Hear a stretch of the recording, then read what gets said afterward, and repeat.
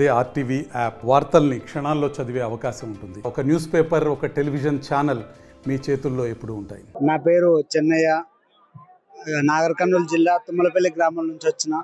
నేను 12 ఏళ్ళనప్పటి నుంచి వస్తున్నా. నాకు ఈ దేవుడు 12 ఏళ్ళ నుంచే పూనుకున్నాడు. ఈ దేవుని దగ్గరికి వచ్చినప్పుడు మంచి తప్ప చెడు అసలే ఎప్పటికీ కలగలే. ఏమన్నా కష్టాలు ఉన్నా కానీ కళ తెడుస్తారు అనమాట. దేవుణ్ణి వేడుకుంటే ఎప్పటికైనా మనకు ఆనందం ఉంటాయి. ప్రతి ఏడు కార్తీక మాసం నుంచి మన ఉద్దాలు జరగడం జరుగుతుంది. ప్రతి ఏడు నేను ఒక 50 మందిని దగ్గర తీసుకొని వస్తుంటా. డీజీఎంలతోటి కట్టించుకొని మా ఊరు పల్లెల నుంచి అందరినీ గ్యాదర్ చేసుకొని మన ఈ కురుమూర్తి స్వామి దగ్గర తీసుకురావడం జరుగుతుంది. ఇప్పటి నుంచి 12 ఏళ్ళ నుంచి ఇప్పటి వరకు నాకు ఎలాంటి చెడు మాత్రం జరగలేదు. అంతా మా ఇంట్లో అయినా సరే, మా కుటుంబం అయినా సరే, ఎవరికైనా ఎలాంటి కీడు జరగలేదు. ఎందుకంటే ఈ దేవుని వల్ల అంత భక్తితోటి పూజిస్తాం అన్నమాట. శనివారం ఒక్క పొద్దు కూడా ఉండడం జరుగుతుంది. ఈ స్వామిని నమ్ముకున్నంత వరకు మాకు ఎలాంటి కష్టాలు లేవు ఇప్పటి వరకు రావు కూడా. ఎందుకంటే ఈ దేవుని నమ్ముకున్నంత వరకు మాకు ఎలాంటి కష్టాలు రావు. ఓం నమో వెంకటేశాయ. బిజ్నాపల్లి గ్రామము, నాగర్ కర్నూలు జిల్లా. నేను ఇక్కడ 54 సంవత్సరాల నుంచి రావడం జరుగుతుంది. చిన్ననాటి నుంచి నాకు స్వామి తప్ప వేరే అన్య దైవం తెలియదు. ఇక్కడ వచ్చే ప్రతి భక్తుని కూడా స్వామి అందరికీ శుభాలను ప్రసాదిస్తుంది తప్ప వేరే ఏం లేదు. కుల మతాలకు అతీతంగా చిన్న పెద్దన తారతమ్యం లేకుండా పసి పిల్లల నుంచి పండు ముసలి వరకు స్వామి సేవకు వచ్చిన ప్రతి భక్తుడు సంతోషంతో ఇంటికి పోతాడు తప్ప వేరే ఏం లేదు.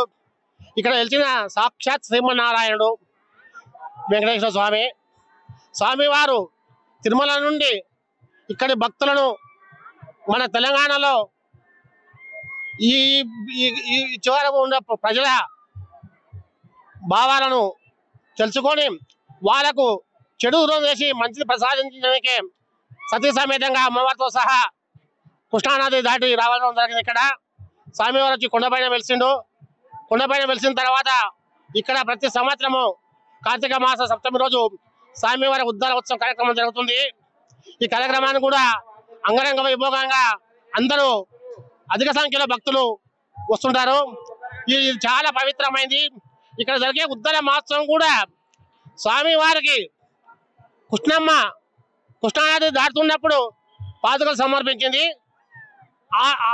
ఆ కాలంలో ఈ కాలంలో కూడా ఒక దళితుని భక్తునికి స్వామివారు స్వప్నంలో పోయి నీకు సంతానం లేదు, నేను సంతానం ఇస్తా అని స్వామివారు చెప్పడం జరిగింది.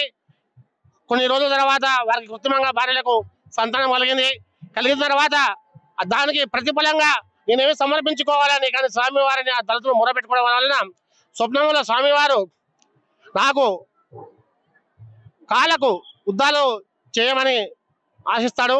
ఆ ఉద్దాలు కూడా ఎట్లా చేస్తారంటే దీపావళి నుంచి కుటుంబంలో సతీ సమేతంగా అందరూ కూడా శుచిప్రతతోటి ఒక్క పొద్దుతోటి వీని కట్టని గోవు కర్ర తీసుకొచ్చి ఆ కర్రను చర్మం తొలిచి భక్తి శ్రద్ధతో స్వామివారి పాదకాలు చేస్తారు. ఆ పాదకాలు కూడా గుట్టమాని గ్రామంలో నదిలో స్వామివారి పాదాల కొలతలు తీసుకొని ఆ కొలతలకు అత్యధికంగా స్వామివారి పాదకాలు జరగడం అవుతుంది.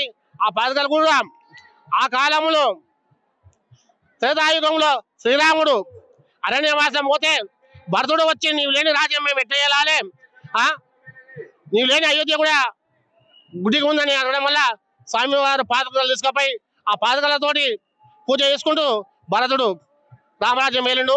ఈ కలియుగంలో ఇక్కడ ఉన్న తెలంగాణలో ఇక్కడ వచ్చే భక్తులందరూ కూడా స్వామివారి ఉద్దాల మహోత్సవం చూసిన వారికి కూడా కనువిప్పుగా జరుగుతున్నాయి. ఈ ఉద్దాలు ఎవరు చూస్తే వారి జన్మ పుణ్యంగా ఉంటుంది. ఇక్కడ వచ్చే భక్తులు కూడా అధిక సంఖ్యలో ఈ ఉద్దాల కార్యక్రమానికి వస్తారని కోరుచున్నాము. నమో వెంకటేశ, నమో శ్రీనివాస. తెలుగులో న్యూస్ కి ఫాస్టెస్ట్ యాప్ ఇప్పుడు టోటల్లీ న్యూ అవతార్లో జస్ట్ 5 seconds లో కంప్లీట్ న్యూస్. సోషల్ మీడియాలో ట్రెండ్స్ కి one stop solution. Live TV app voice search option తో ఇప్పుడే డౌన్లోడ్ చేయండి లేదా అప్డేట్ అయిపోండి. యాప్ లింక్ డిస్క్రిప్షన్ లో ఉంది.